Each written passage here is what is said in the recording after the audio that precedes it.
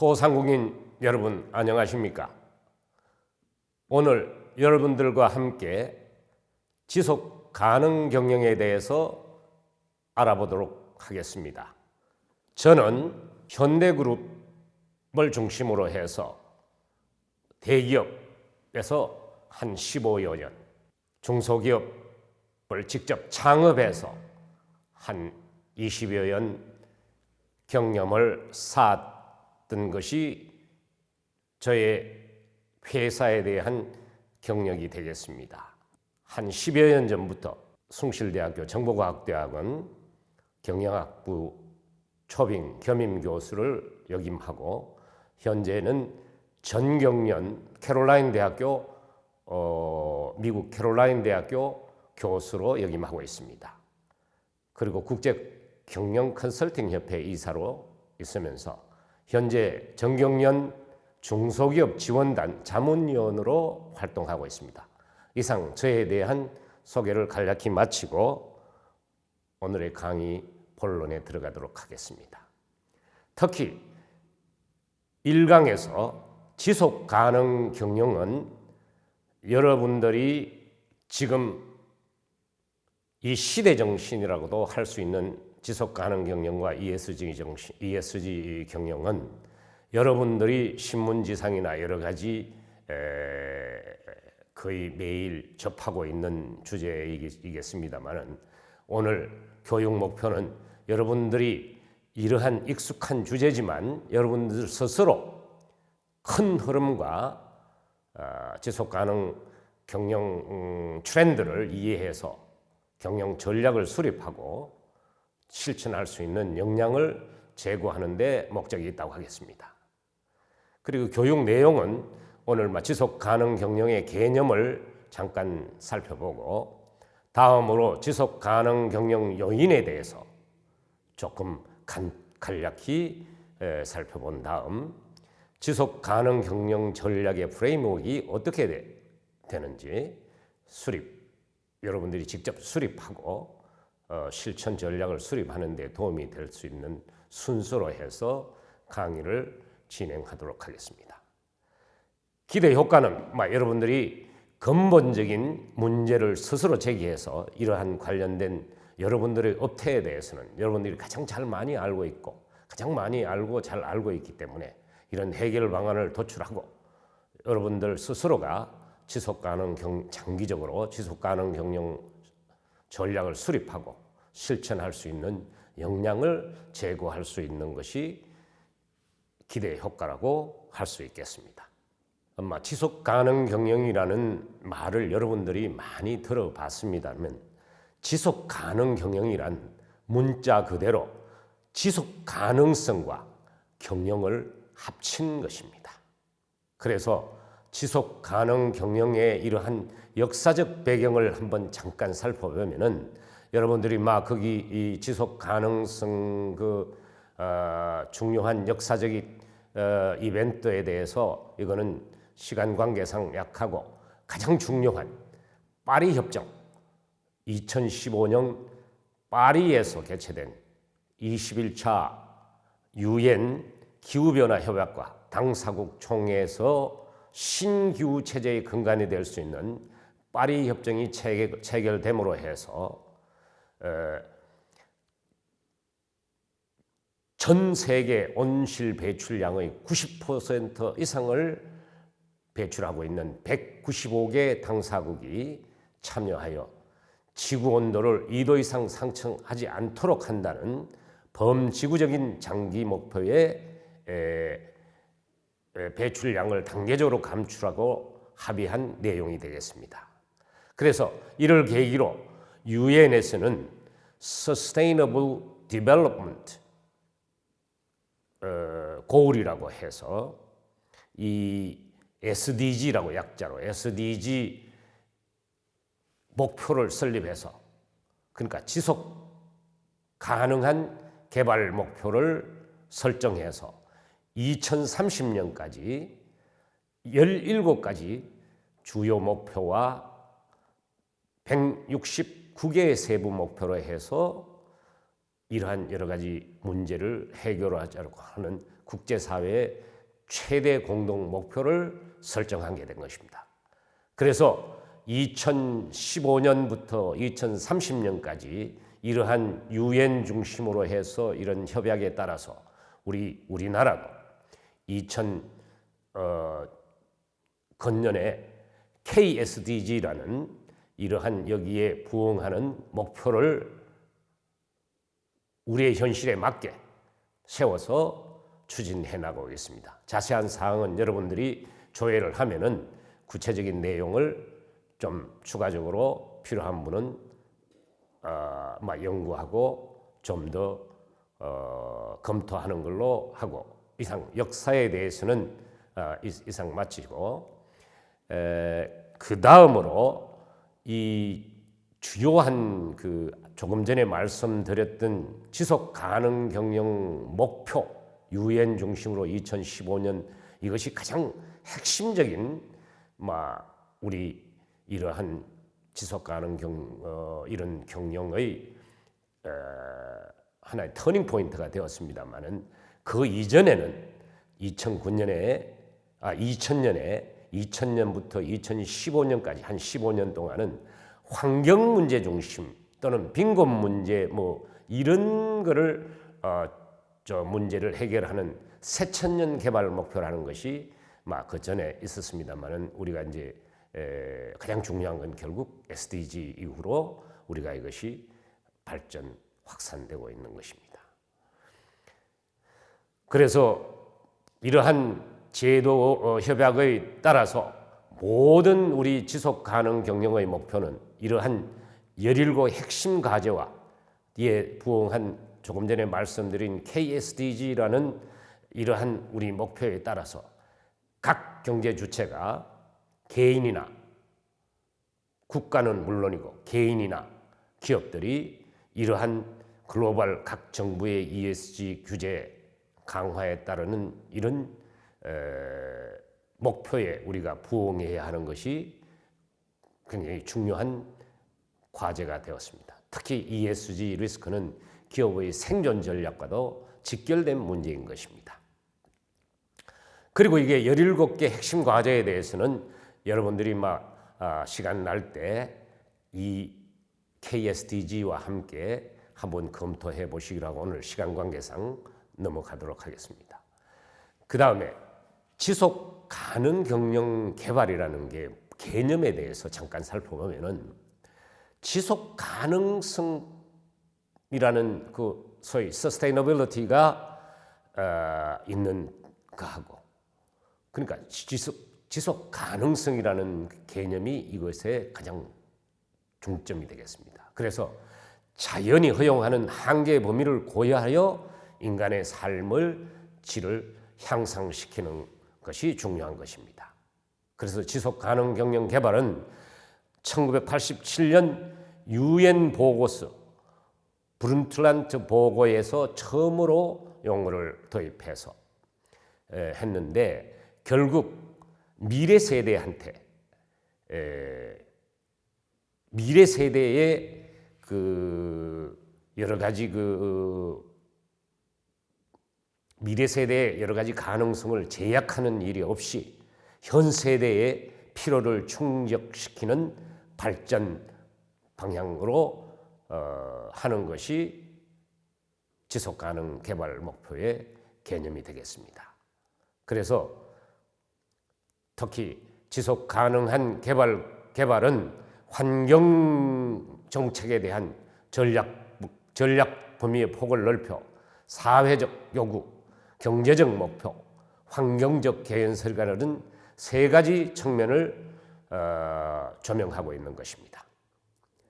따라서 지속 가능 경영이란 경제적, 사회적, 환경적 책임을 바탕으로 지속 가능한 발전을 추구하는 경영 패러다임이라고 할 수 있겠습니다. 특히 경영 환경에서 주주 자본주의에서 이해관계자 자본주의로 전환되는 것이 가장 중요한 핵심 변화의 요인이라고 할 게 되겠습니다.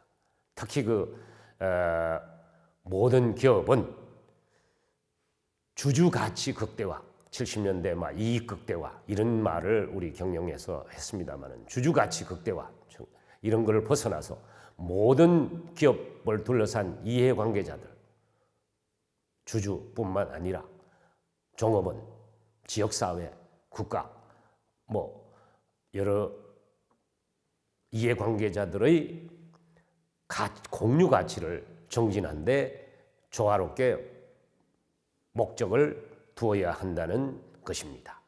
특히 2008년 블랙록이라는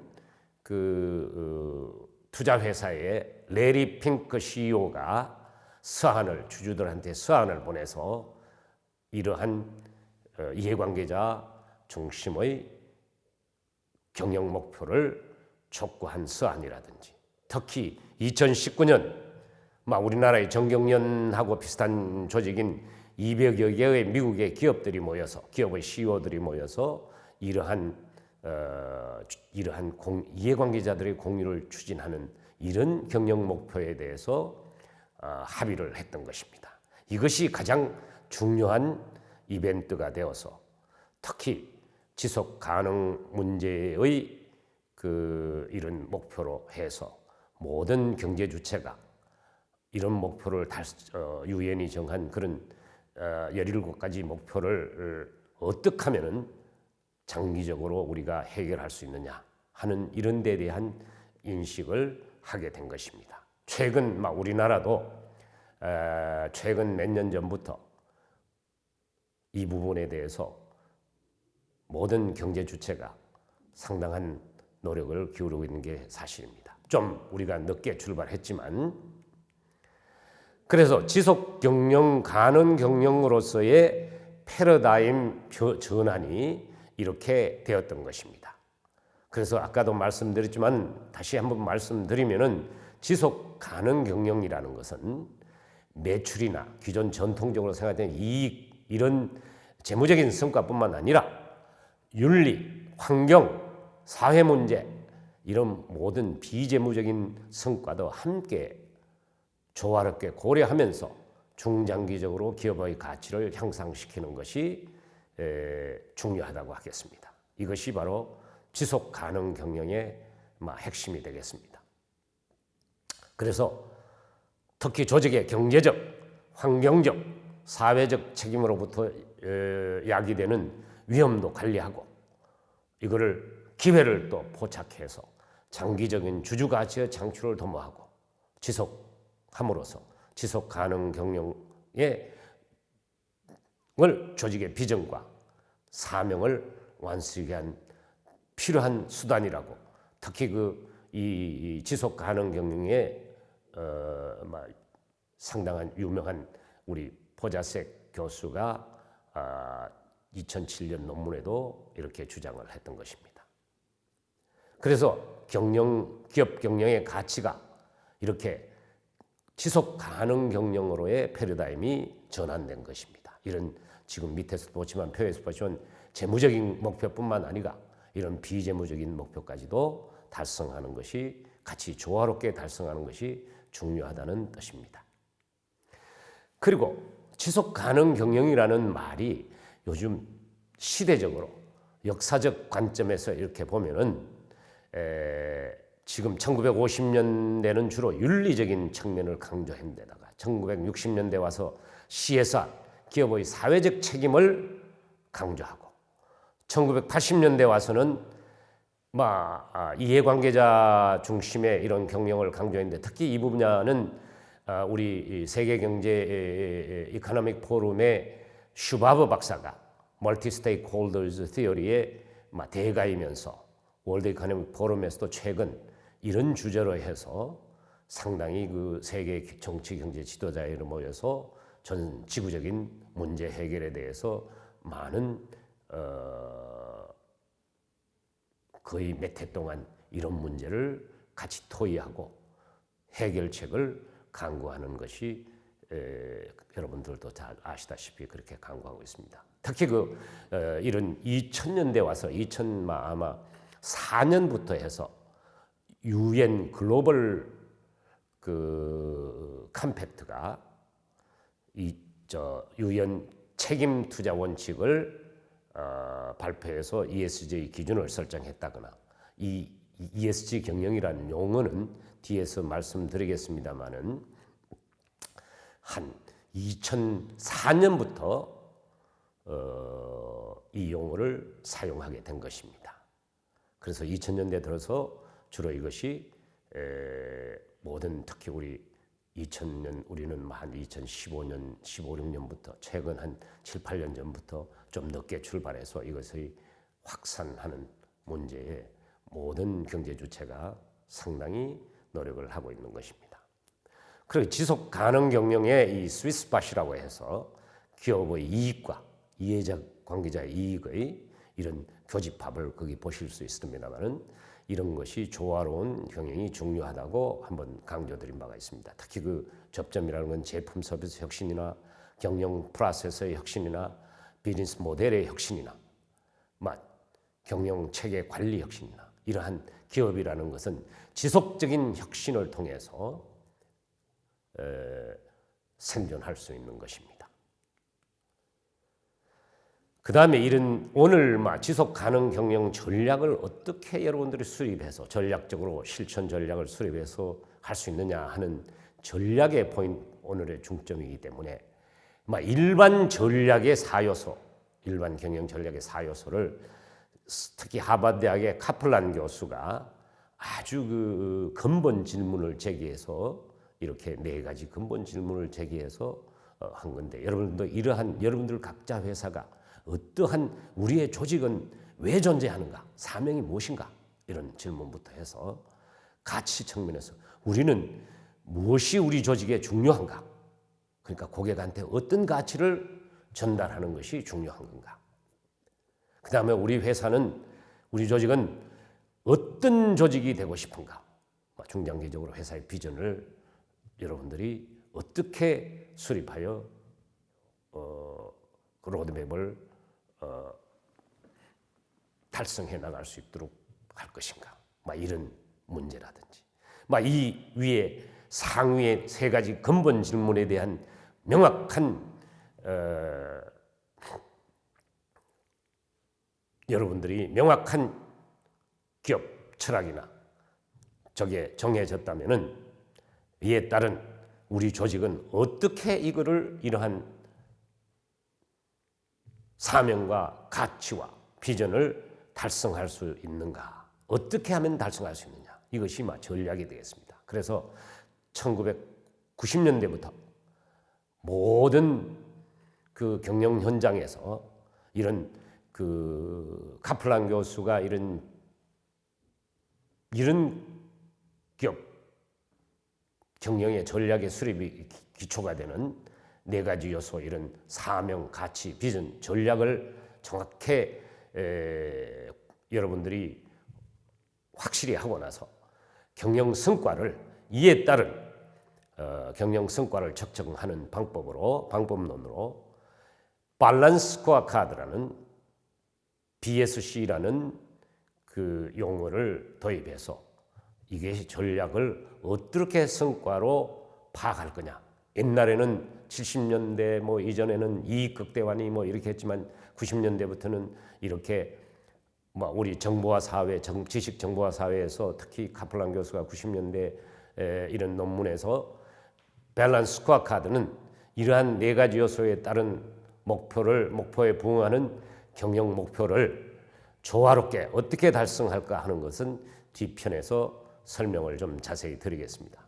그리고 전략을 어떤 경영이든 경영 전략의 프레임워크는 여러 가지 방법론이 있습니다만은, 가장 대표적으로 한 가지 소개한다면은 현재 as is, 영어로 as is라고 합니다. 현재의 위치에 있는 회사의 위치의 모든 현상을 평가해서, 그러니까 그것이 환경 분석을 하고 산업의 구조 분석을 하고 기업 분석, 이거는 내부 기업의 경영 구조라든지 자원이 제한되어 있는데 프로세스라든지 조직 문화라든지 이런 강약점, 내부의 강약점, 이런 거를 분석해서 각 기업의 그 환경은 뭐 특히 거시경제라든지 정치, 경제, 사회, 영어로 패스트라고 하기 때문에 정치, 경제, 사회, 기술, 환경 또는 조금 더 확대하자면은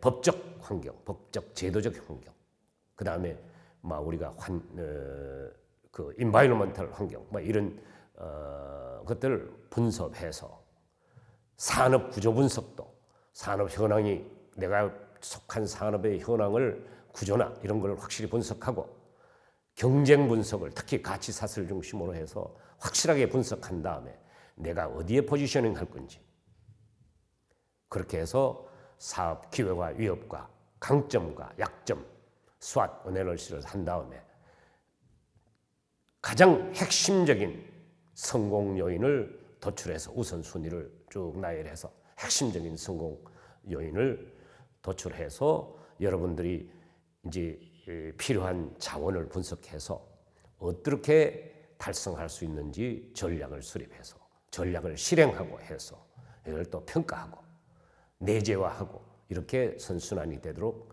하는 것이 중요한 것입니다. 이상 전략 프레임워크에 대해서는 상당한 시간을 가지고 연구할 수 있는 분야이기 때문에 여러분들이 이러한 프레임워크에 대해서 추가적으로 지속적으로 필요한 부분은 전문가의 상담을 받아서 좀 더 연구를 할 필요가 있을 것입니다. 그 다음에 지속 가능 경영이라는 것은 이렇게 3대 축, 이 3대 축을 트리플 바텀 라인이라고 하는데 소위 그 트리플 바텀 라인 오브 서스테이너빌리티라고 이것은 일킹턴 교수가 1997년에 논문에서 제기한 것인데 가장 우리 지속 가능 경영의 선구자라고도 할 수 있는 엘킹턴 교수가 주장한 트리플 바텀 라인이란 트리플이라는 것은 지구의 플래닛, 사람의 피플, 기업의 전통적인 목표가 프로핏, 이익이 있어야 이게 기업이 존속할 수 있으니까 프로핏 이 세 가지를 어떻게 하면은 균형적으로 그러니까 전통적으로 재무적인 뿐만 아니라 이런 비재무적인까지도 인간의 행복을 중심으로 해서 잘 조화롭게 운영하는 것이 중요하다는 이론이 되겠습니다. 그래서 재무적인 경제적인 수익성뿐만 아니고 환경적으로도 건전하고 그래서 생물 다양한 지금 거기에 교재에 나타나와 있는 바와 같이 경제 기업의 이익을 위한 효율, 안정성, 기업의 안정성, 생산성 이런 것뿐만 아니라 환경적으로도 생물 보존이라든지 자연 보존, 오염 통제 이러한 환경적으로도 건전하게 하고 사회적으로도 빈곤, 교육, 건강, 차별 철폐하는 형평성, 공정 이런 사회적 책임성도 함께 중요하게 조화롭게 경영하는 것이 중요하다는 그런 말씀이 되겠습니다. 그래서 영어의 트리플 바텀 라인이라는 영업의 회사의 손익 구조라는 것은 매출이 있고 다음 비용을 빼고 손익이 되고 하는데 제일 마지막에 그 손익을 영어로 바텀 라인 마지막 제일 밑바닥에 우리가 손익을 계산할 때 이러한 트리플 바텀 라인은 경제적 성과만 재무적 이익뿐만 아니라 사회적 환경적 성과를 같이 균형적으로 이를 측정하고 얼마나 외부 경제에 나쁜 영향을 미치는지 이런 것도 다 측정해서 한다 해서 트리플 바텀 라인이라고 칭하게 된 것입니다. 자, 그러면은 트리플 바텀 라인의 이런 자본 모델은 이 사람이 지금 얘기했던 트리플 바텀 라인의 개념에 대해서는 이렇게 했지만 특히 그 자본 모델에 대해서 경제적 자본, 금융자산이나 재화용역, 사회적 자본, 종업원과 지역사회, 자연자본, 자연의 생태계 보존이라든지 원료 이러한 관점에서 자본 모델을 얘기할 수 있겠습니다. 그래서 특히 그 2016년 지속 가능성을 위한 회계 그룹, 소위 그 Accounting for Sustainability 보고에 따르면은 기업 가치의 20%만 금융자산이나 유형자산 같은 경제적 자본에 의해 설명이 되고 나머지 80%는 인적 자본, 인적 네트워크, 천연자원에 대한 접근성 등 사회적 자본과 자연자본으로 설명된다고 발표했습니다. 그래서 조금 전에 말씀드린 카플란 교수가 말씀드린 균형 성과표라는 것은 여러분들이 경영의 지속 가능 이제 앞으로 경영 요인을 이제 다음 장에서 설명하겠습니다만은 이러한 지속 가능 경영 요인들을 경영을 잘 해서 어떠한 기업 성과를 내느냐 하는 측정도 전통적으로는 이익이나 이런 재무적인 초점에 맞추었습니다만 카플란 교수는 고객 관점에 수익성이나 성장성, 주주가치 하는 이런 재무적인 경제적 가치뿐만 아니고 고객 관점에서 우리 고객에게 어떻게 보여졌느냐, 가격이나 서비스나 품질의 고객 만족이나 이런 것이 어떻게 고객한테 비춰졌는가. 내부 프로세스 관점에서는 이렇게 우리 고객을 만족시키기 위해서 내부 경영 과정에 있어서 우리가 이런 생산성이나 원가 면에서 탁월해야 한다. 어떻게 탁월해야 되냐. 이런 경영 프로세스 전반에 있어서 어떻게 프로세스 측면에서 하나하나 우리의 목표를 세울 수 없고 성과를 측정해야 된다. 이런 얘기가 되겠습니다. 그 다음에 학습 성장, 우리 비전 달성을 위해서 우리의 조직은 어떻게 학습하고 개선하고 해나가야 되냐. 그러니까 지속적인 시장 혁신과 지속적인 학습과 지적 역량을 개발해서 이것이 하나의 회사의 중요한 자산되고 이렇게 해서 선순환이 되는 이러한 이론이 되겠습니다. 성과 측정 이론.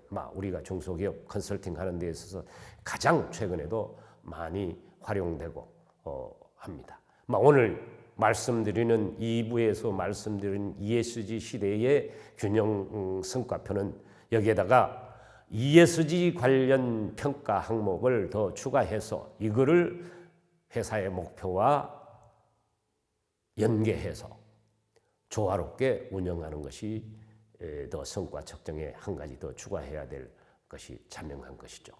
자, 그러면은 다음 지속 가능 경영 전략의 프레임워크는 틀은 그 엘킹턴 교수가 이렇게 발표한 논문에서도 발표했지만 경제적 가치와 사회적 가치와 환경적 가치, 거기 요인들을 비즈니스 모델 측면에 그걸 요인을 우리가 오늘 학습하겠습니다만은 재무적 성과나 리스크 관리, 윤리 경영, 그다음 사회적 가치의 인권 경영, 사회 공헌, 소비자 안전, 환경적 가치로 에너지 효율, 환경 오염 방지, 자연 재순환 이런 것들을 요인으로 제시했던 것입니다. 그래서 카플란 교수의 경영 성과 모델은 트리플 바텀 라인을 주장한 엘킹턴 교수하고 지금 카플란 하버드의 카플란 교수가 제시한 이런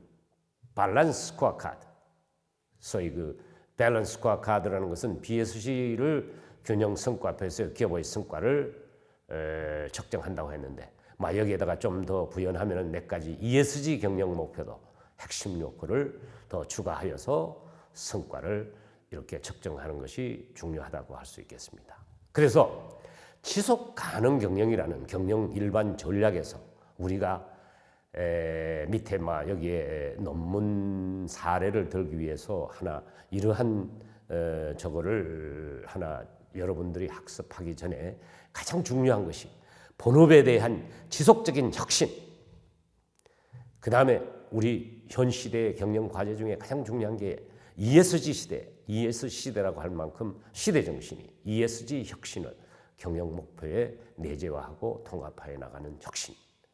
그 다음에 여러분들 요새 4차 산업혁명 시대에 이런 ESG와 디지털 혁신, 디지털 트랜스포메이션이라고 해서 이 혁신 세 가지가 축이 같이 우리가 이제 같이 함께 했을 때 기업이 지속적으로 성장하고 이윤을 창출해서 지속 가능할 수 있다는 것은 일반적인 얘기가 되겠습니다. 그래서 이러한 프레임워크에 따라서 비즈니스 모델의 그 구축을 어떻게 하느냐, 이것만 해도 상당한 시간이 걸리겠지만 특히 여기에 대해서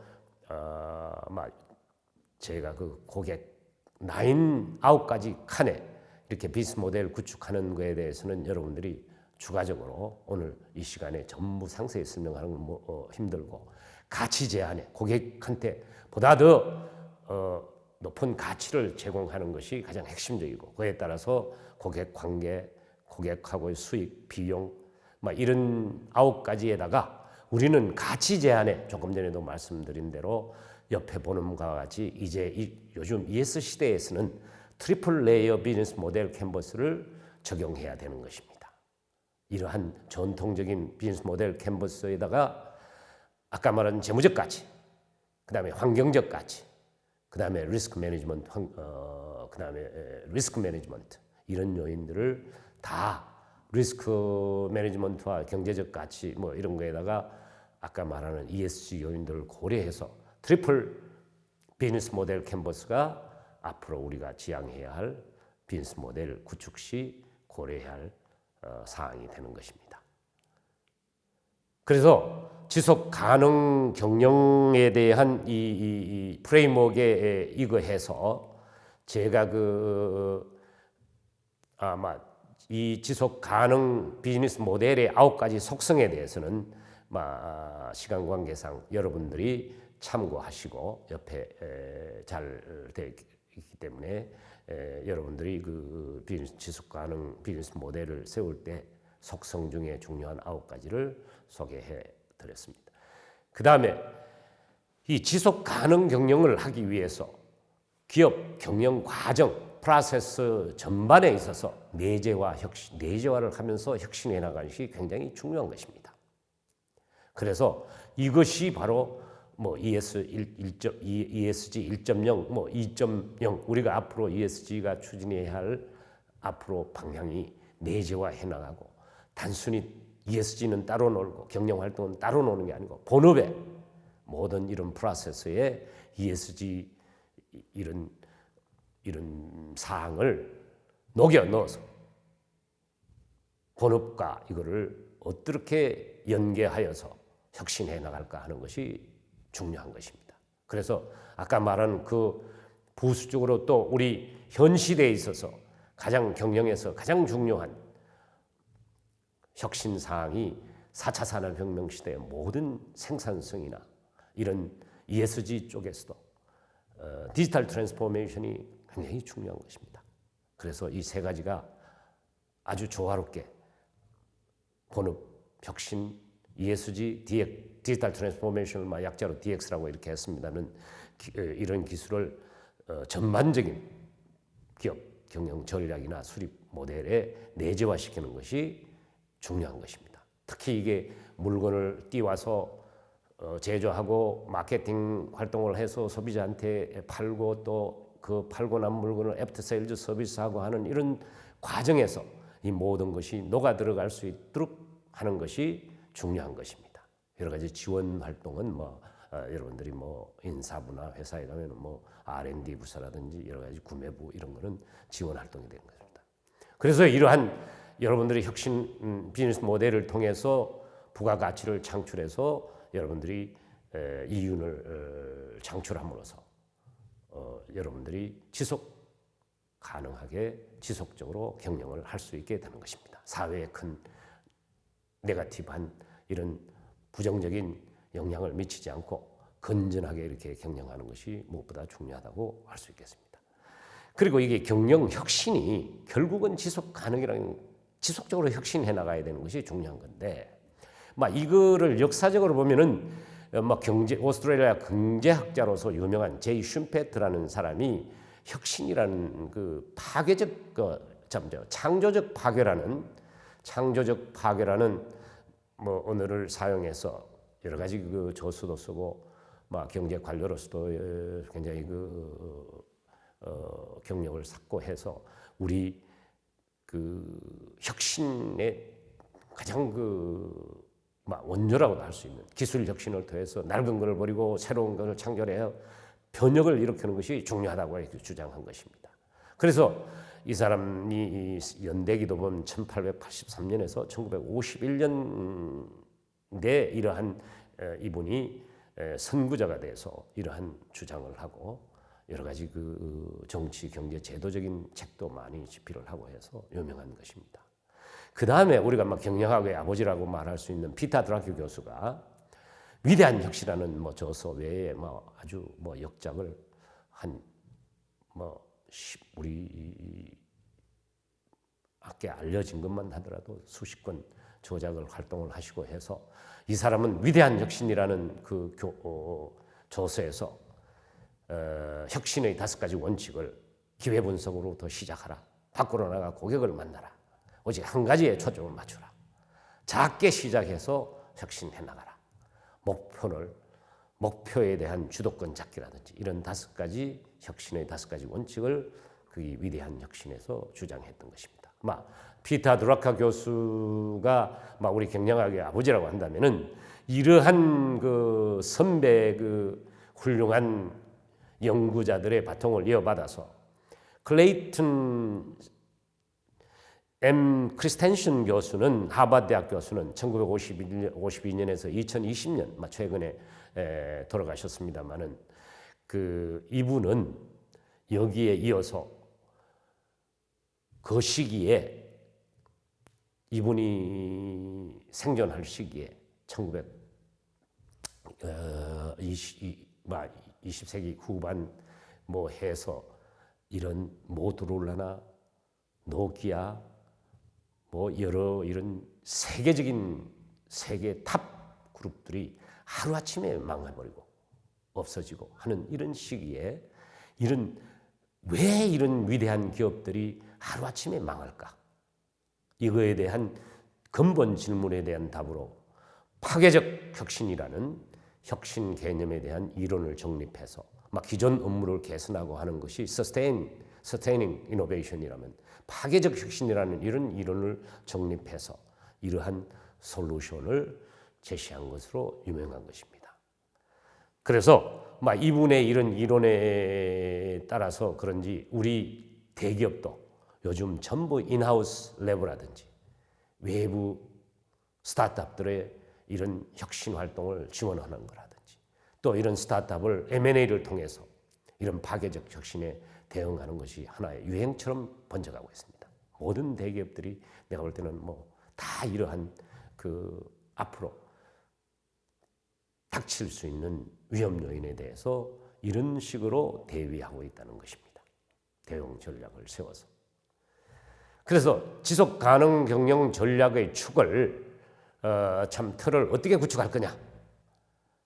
이렇게 측면에서 이 사업 품질 경영 모형이라고 해서 옛날에는 품질 경영이라고 좁은 의미에서 이렇게 접근했다면은 사업 수월성 모형, Excellence in Business Performance에서 조금 더 이런 7가지 기준을 고객 중심으로 이해관계자 중심으로 해서 어떻게 하면 더 사업 수월성을 할 거냐.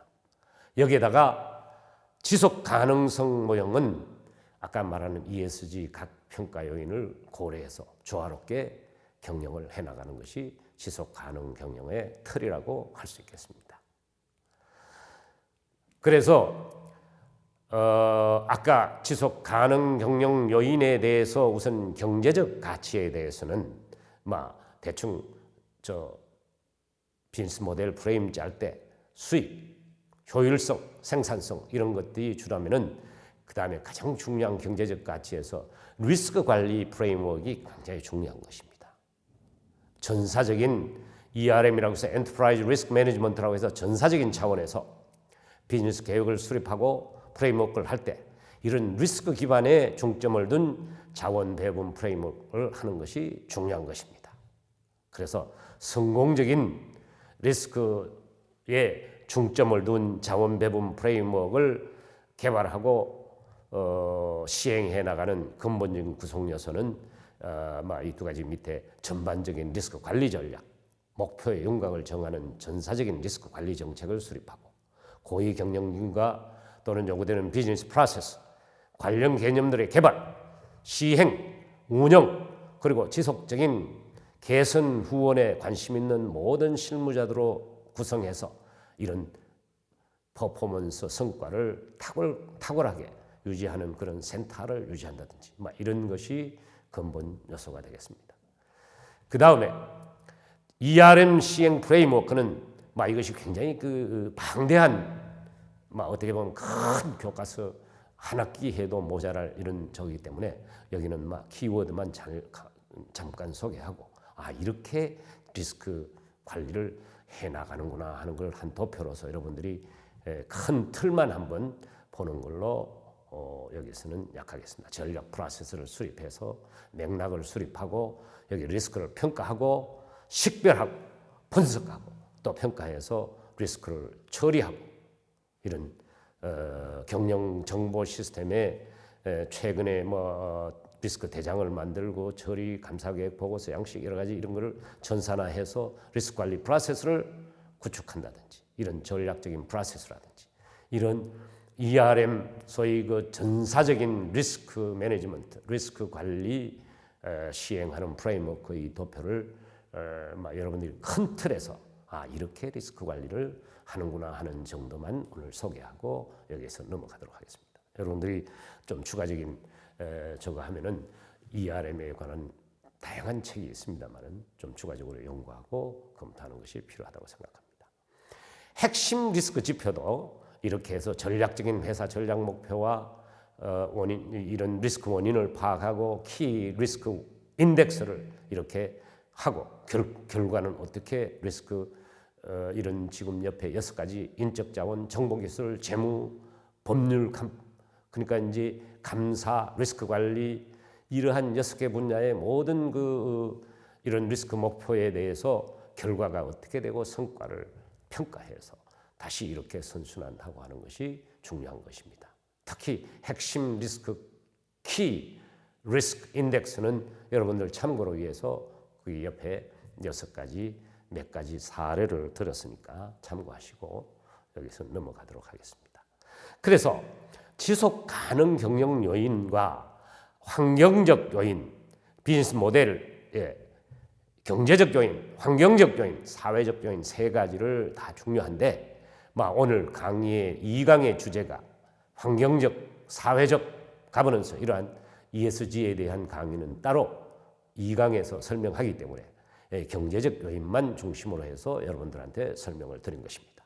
그래서 이 실적 연구를 제가 한번 박사 연구에서 지도를 한번 해봤는데 우리나라 대기업이 이러한 비즈니스 모델 요인을 성과하고 인지된 물론 우린 제가 정경련 소속해가지고 중소기업 지원단 소속입니다만은 거기에 대기업 CEO와 임원들이 한 200여 분 계시고 또 사원들은 각 제 동문들이나 이런 각 그 그룹사의 대상으로 해서 설문을 해서 기업 이미지나 거기 보면 매개변수에 보면 제품 기업 이미지를 평판을 높이고 기업 이미지를 높여서 제품의 신뢰에 어떤 영향을 미치고 기업 성과에 어떻게 영향을 미치는지 특히 이러한 거에서 대기업과 중소기업 소상공인 여러분들과 같은 분들하고 공유가치 창출, 같이 협업해서 가치를 나누어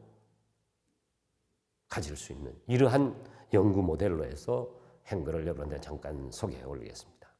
그래서 CSR과 CSP 개념이라는 이 2가지 조작적 정의를 해서 CSR이라는 건 우리도 경주 체부자라든지 옛날 정정 회장이 사회 우리 지방에 병원을 세운다든지 무수한 예를 들 수 있습니다. 사회적인 책임, 기업의 수익을 일정 부분을 기업의 생존과 평판 관리, 자기 만족을 위해서 회사의 비용으로 인식해서 사회에 책임 활동을 하는 것이 CSR이라고 우리가 일반적으로 정의한다면은, CSB는 경제적, 사회적 조건을 동시에 충족시키면서 비즈니스 핵심 경영을 강화하는 이런 정책 경영 활동을 의미하고, 특히 대기업과 중소기업과는 공유 가치 장출을 위해서 아래가지 세 가지 조건을 충족해야 된다. 제품과 시장의 재구성, 가치 사슬을 생산의 재정의, 지역 클러스터 개발, 이런 것들이 조작적 정의를 해서 이 연구를 한 결과 조사 대상 구성원 88% 이상이 CSB가 공유 가치 창출이 지속 가능 경영의 원동력이라고 대답을 했고, CSB가 지속 가능 경영의 핵심 경영 전략으로서 채택해 나가야 한다고 했던 것입니다. 그다음에 둘째, 지속 경영 전략을 수립함으로써 더 높은 경영 성과를 기대할 수 있다. 또 특히 마케팅 전략 수립 시 이러한 기업 이미지가 제품 신뢰에 영향을 미쳐서 이해관계자들에게 홍보하고 해서 경영 성과를 제고하는 전략이 무엇보다 중요하다. 지속 가능 경영의 핵심 경영 전략을, 이러한 CSB 전략을 고려하여 비즈니스 모델 수립을 할 때 여러분들이 전략을 짜면 더 높은 경영 성과를 기대할 수 있다고 하겠습니다. 그래서 지속 가능 경영 전략이란 이런 카플란 교수가 제시한 그런 재무적 기계의 경영 비전 전략에다가 재무 관점, 고객 관점, 내부 프로세스, 학습, 성장 관점에다가 ESG, 비재무적 이러한 관점을 같이 통합하여 관리해 나가는 것이 중요한 것입니다. 자, 지금 이 얘기하는 것은 기아 자동차의 지속 가능 경영 전략의 소위 말하는 엘킹턴 교수의 플래닛, 피플, 프로핏 이렇게 해서 7대 전략 과제를 수립하고 그 경영 로드맵을 만들어서 추진하는 것을 사례를 하나 여러분들이 이해를 돕기 위해서 붙였습니다. 참고하시기 바랍니다. 그 다음에 여러분들이 지금까지 여러분들하고 제가 그 짧은 한 50분 동안 지속 가능 경영의 개념, 지속 가능 경영 요인의 이해, 지속 가능 경영 전략에 대한 프레임워크를 중심으로 해서 어떻게 하면 지속 가능 경영을 수립해서 충실히 실천함으로써 지속적으로 기업의 수익과 성장을 창출할 수 있는 위대한 100년 기업으로 성장 발전하기를 기대하며 일부 강의를 이상으로 마치겠습니다. 장시간 경청해 주셔서 대단히 감사합니다.